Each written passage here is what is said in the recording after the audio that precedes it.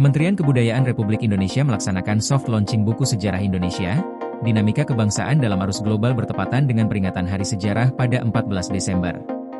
Kegiatan ini menjadi momentum penting dalam memperkuat kesadaran sejarah nasional dan merawat memori kolektif bangsa, sekaligus menegaskan komitmen pemerintah terhadap penelitian dan penulisan sejarah yang ilmiah dan inklusif.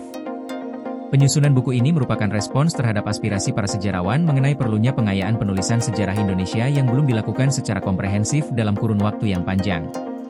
Dalam prosesnya, Kemenbud berperan sebagai fasilitator, sementara substansi, metodologi, dan arah narasi sepenuhnya ditentukan secara independen oleh tim penulis, editor jilid, dan editor umum.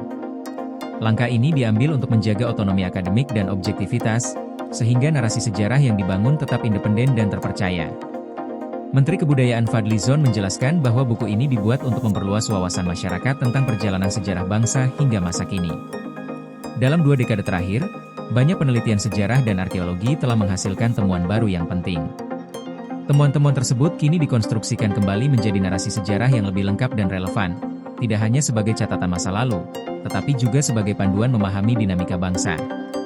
Buku ini disusun dalam 10 jilid utama, 1 jilid fakta neka, dan indeks.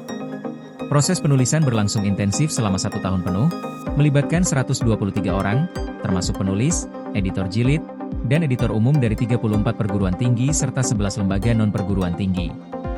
Hasilnya mencapai 7.958 halaman, menjadikannya bukan sekadar buku teks, melainkan narasi historis yang kaya akan dinamika bangsa Indonesia. Dalam konstruksi narasinya, buku ini menempatkan Indonesia sebagai subjek utama sejarah. Akar peradaban bangsa ditelusuri sejak ribuan tahun lalu melalui dinamika geososio-historis, termasuk temuan manusia purba, persebaran budaya, serta kemampuan masyarakat Nusantara bertransformasi melalui interaksi dengan peradaban India, Tiongkok, Timur Tengah, dan Barat.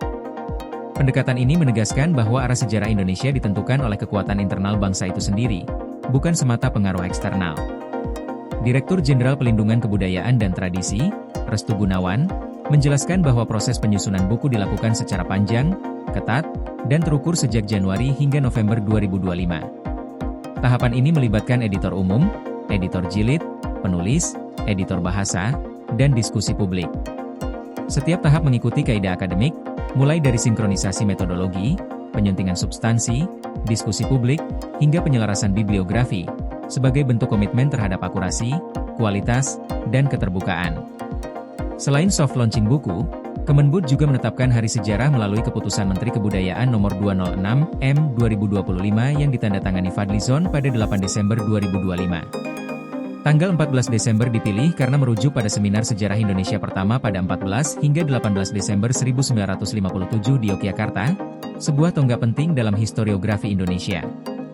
Penetapan Hari Sejarah dan peluncuran buku ini memiliki makna simbolik dan substantif yang saling memperkuat, menegaskan bahwa negara memiliki tanggung jawab untuk merawat ingatan kolektif bangsa.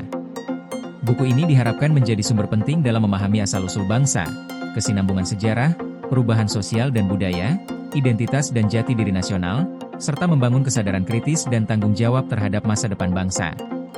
Soft launching buku dan peringatan Hari Sejarah ini dihadiri sejarawan, akademisi, penulis, editor, perwakilan perguruan tinggi, komunitas pemerhati sejarah dan budaya, Ketua Komisi X DPR RI, serta unsur kementerian dan lembaga terkait. Kehadiran mereka menunjukkan dukungan bersama dalam pengembangan pengetahuan sejarah Indonesia yang ilmiah, inklusif, dan relevan bagi generasi saat ini maupun mendatang. Melalui kegiatan ini, Kemenbud menegaskan bahwa sejarah bukan hanya catatan masa lalu, tetapi fondasi yang membentuk identitas, kesadaran, dan arah bangsa. Merawat sejarah berarti menjaga arah kebangsaan, dan buku ini menjadi salah satu instrumen penting untuk mewujudkan hal tersebut. Koordinasi PLN dengan TNGL jelang Hari Kesaktian Pancasila, listrik terbangun, alam tetap lestari. Panen perdana garam Aceh. PLN hadirkan energi untuk UMKM di momen menyambut Hari Kesaktian Pancasila.